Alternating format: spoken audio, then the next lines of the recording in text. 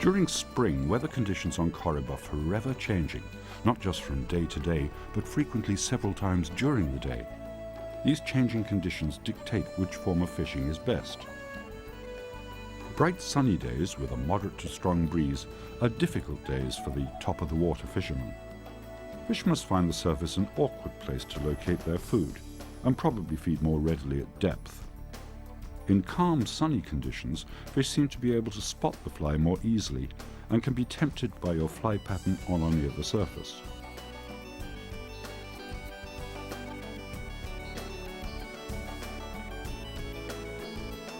In order to fish at depth, unless you're in a very sheltered area, you will need to use an anchor, but make sure you're not interfering with other drifting boats or you'll be most unpopular.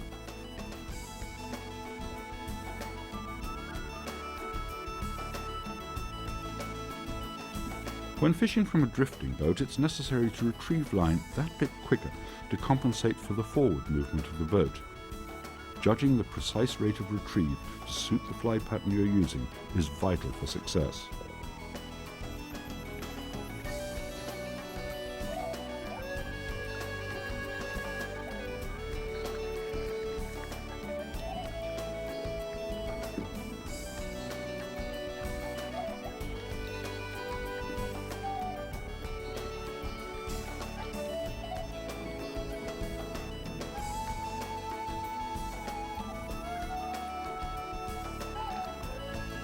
Corrib can produce some very large trout.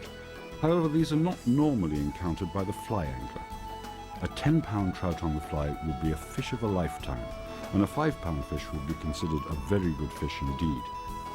The average size of trout caught is in the 1 1/4 to 1 3/4 pound range, with fish to 3 pounds not uncommon. These are hard-fighting, wild fish, and visitors frequently comment on their strength and sporting quality.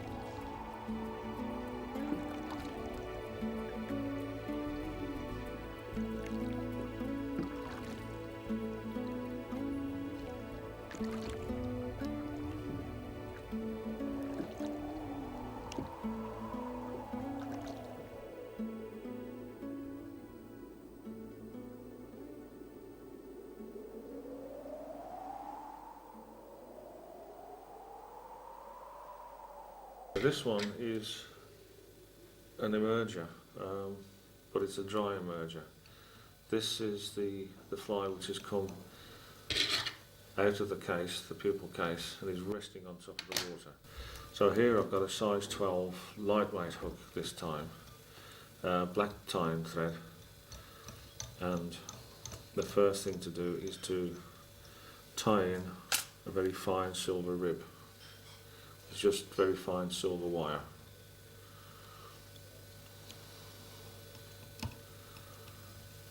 Now the body is in 2 parts onto the tying silk.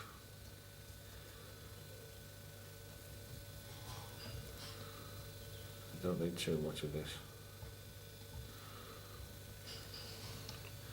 I'll just bring the dubbing up towards the head. This is that great trigger for the trout in duckfly time.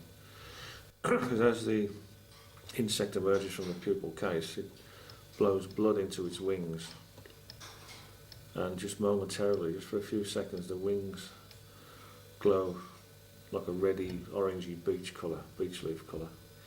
So there's the two sections of the abdomen. I'm now going to rib back up the body anti-clockwise with the fine silver wire, just to give a slight segmental effect, but also to keep the seal fur in place. Once we come to the head, we just tie that off.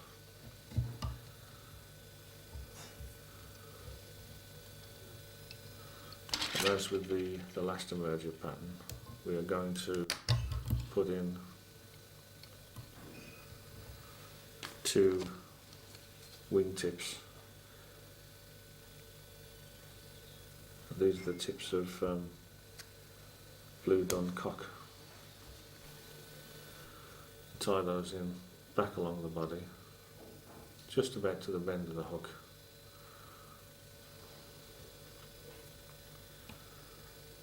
like so. That's one. And we tie the other one in, slightly separated to make like a V shape.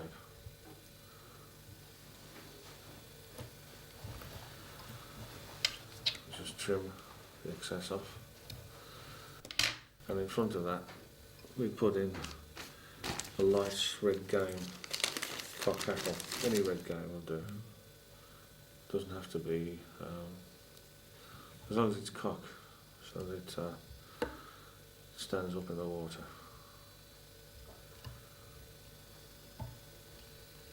Fairly sparse at the front there.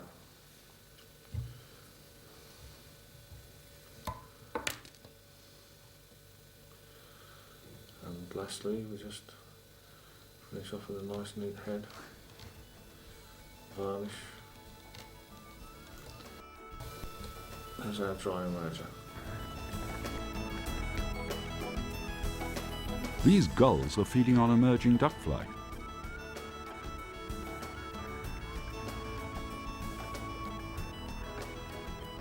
Roy varies his technique slightly in order to fish the dry emerger. Remember, this fly is sitting in the surface film, not quite on top of it.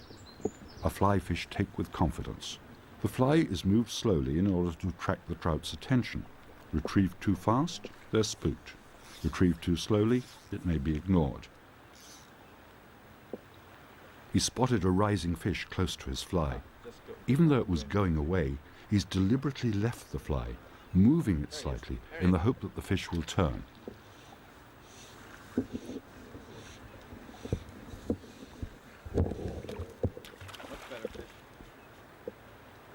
Ensuring the fish gets no slack line, he quickly reels in loose line in the boat and plays the fish on the reel.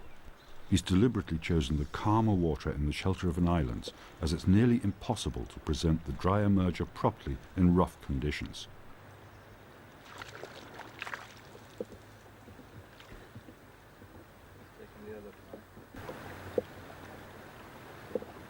Oh,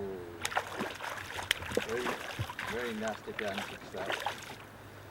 Really trying to shake the hook. They roll like that.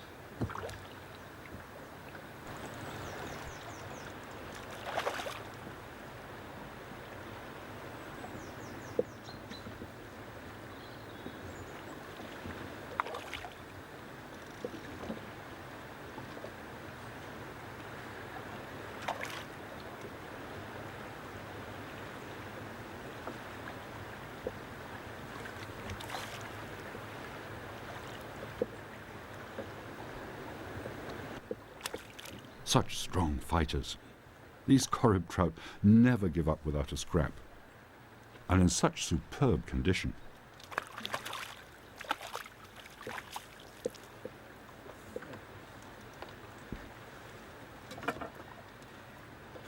At the height of the hatch, the water can be carpeted by fly.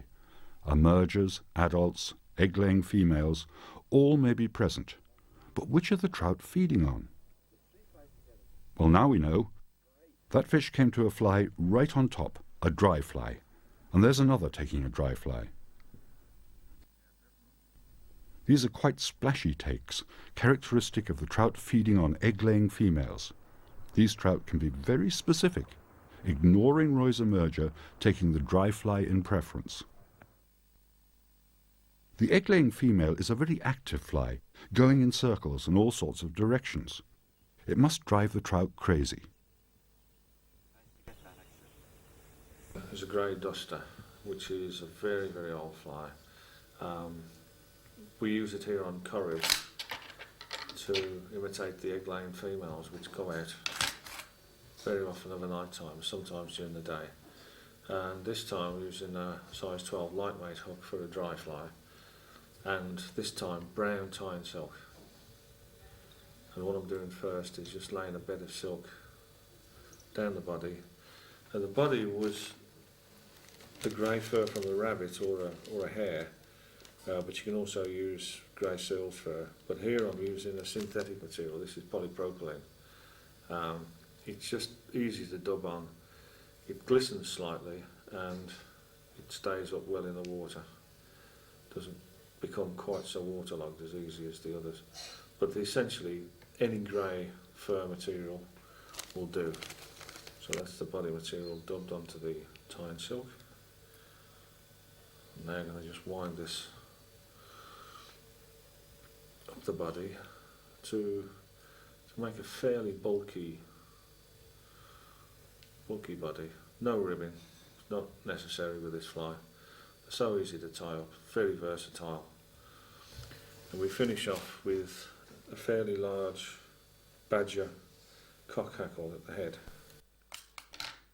But greased up, this is a really killing pattern when the egg-laying females are on the water, skittering about, and the trout are showing some interest in them.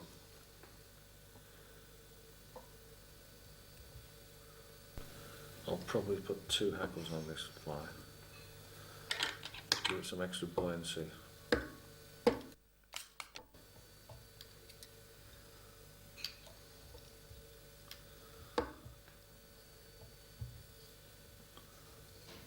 That's 1 hackle.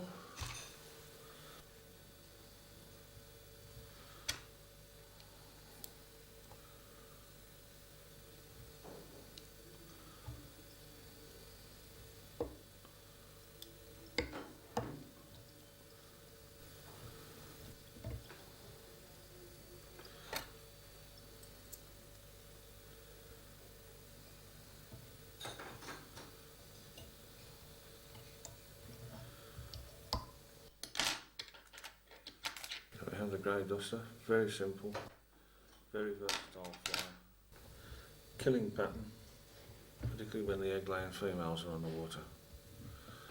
I'll just varnish that and it's finished. The ultimate challenge, surrounded by rising fish feeding on egg-laying females in a flat calm.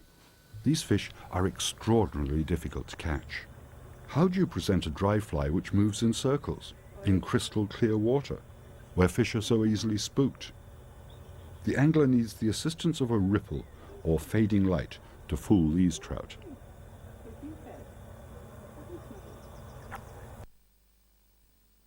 Fishing the dry adult fly doesn't pose such major problems of presentation. The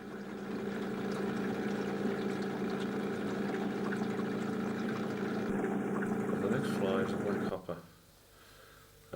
It's just a general imitation of the adult fly resting on the surface. Black tie and silk, and we're going to tie in a very fine rib of silver wire. Now this can be a rib made out of nylon, but the silver wire just shows up a bit better.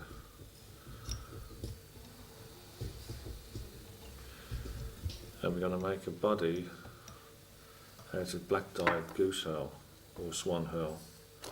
Very fine, thin, slim body.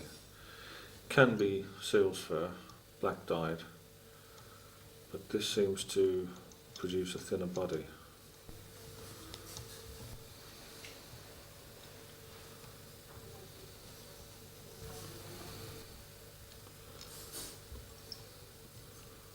So there's the herl along the body. What we'll now do is rib up in the opposite direction with the silver wire. Put in a very fine silver rib.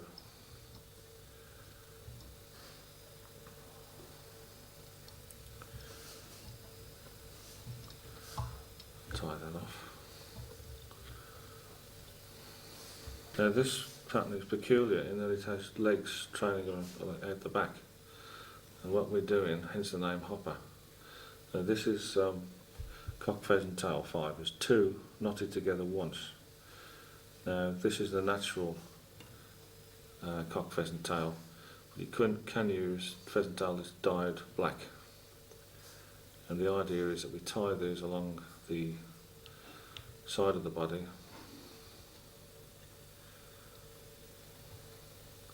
with the legs trailing behind. That's a great attractor to the fish.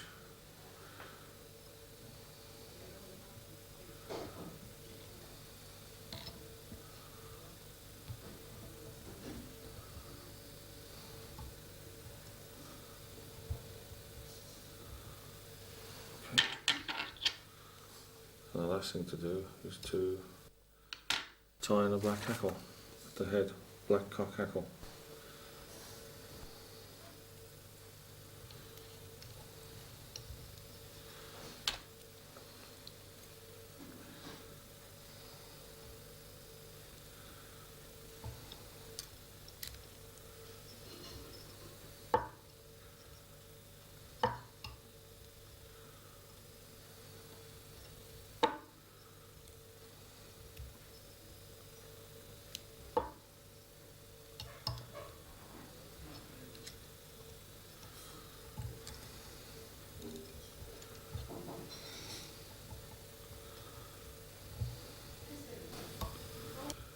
Just put finish and varnish, and then that's it. That's the black hopper.